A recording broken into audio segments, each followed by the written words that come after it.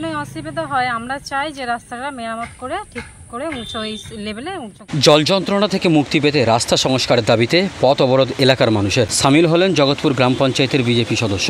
শনিবার খানাকুল 2 নম্বর ব্লকের অন্তর্গত জগৎপুর গ্রাম পঞ্চায়েতের অধীন জগৎপুর থেকে 600 মিটারের রাস্তা উঁচু করার দাবিতে পথে নামলেন এলাকার স্থানীয় বাসিন্দারা।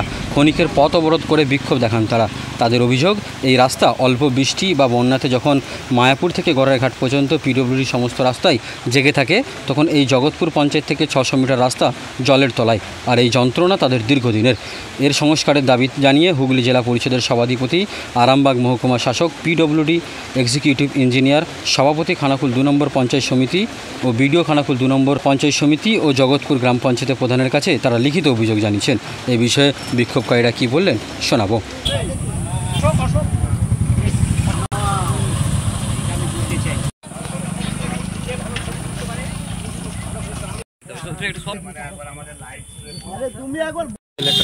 বন্যাতে ডুবে যায়, এটার জন্যই অসুবিধা হয়। আমরা চাই যে রাস্তাটা মেরামত করে ঠিক করে উঁচু এই লেভেলে উঁচু করে দিই।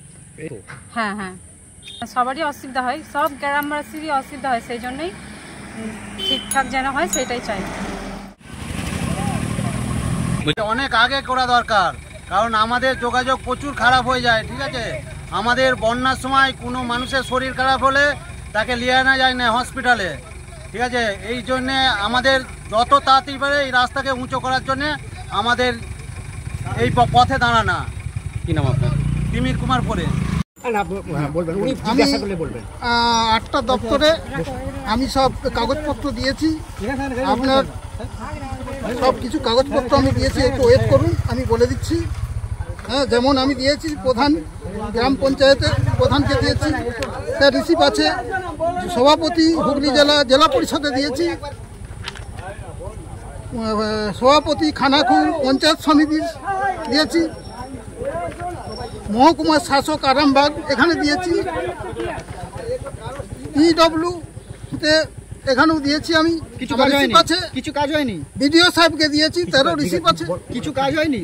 না, কিছু কাজ হয়নি। সেই জন্য কি আপনাকেও আজকে দাঁড়াতে হচ্ছে বিক্ষোভে? আগে হ্যাঁ, আপনি তো পঞ্চায়েত মেম্বার, তার সাথে আপনাকে বিক্ষোভে সামিল হতে হচ্ছে কেন? আপনি পাচ্ছেন না কাজগুলো করাতে? হ্যাঁ, আপনি তো পঞ্চায়েত মেম্বার, হ্যাঁ, তারপরে আপনাকে বিক্ষোভে দাঁড়াতে হচ্ছে কেন? বলে কিছু হচ্ছে না দপ্তরে? না না, কিছু হচ্ছে না। কি চাইছেন আপনি? আমি চাইছি এটা উঁচু করলে আমার গ্রামবাসী, এই যে বন্যার সময় আমাদের ছাত্রছাত্রীরা প্রথম কথা স্কুল যেতে পারেন, দ্বিতীয় কথা হচ্ছে কি বন্যার সময় আপনার সাপ কাটা রুগী, ব্রেন স্ট্রোক, তারপর ডেলিভারি, আমরা হাসপাতালে নিয়ে যেতে পারছি না, ডোঙা পাঞ্চি দেখতে দেখতে রুগী হার্ট ফেল হয়ে যাচ্ছে।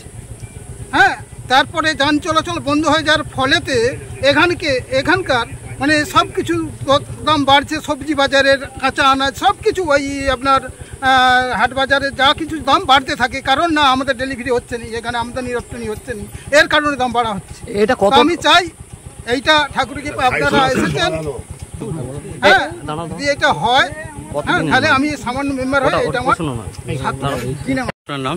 অশোক কাজী। গড়াইঘাট পর্যন্ত রাস্তাটা 3 মাসে সামান্য বন্যাতেই ডুবে যায়, অচল হয়ে যায় এখানটা এদিকে রাস্তা। তার স্বার্থে আমরা বিক্ষোভ দেখাচ্ছি যেন দ্রুত উঁচু করা হয়। একটু সামান্য বন্যা হলে, যেখানে নদীর চর ডুবে না, কিন্তু এখানটা সামান্য বৃষ্টি হলেই ওই এখানটা ডুবে যায়।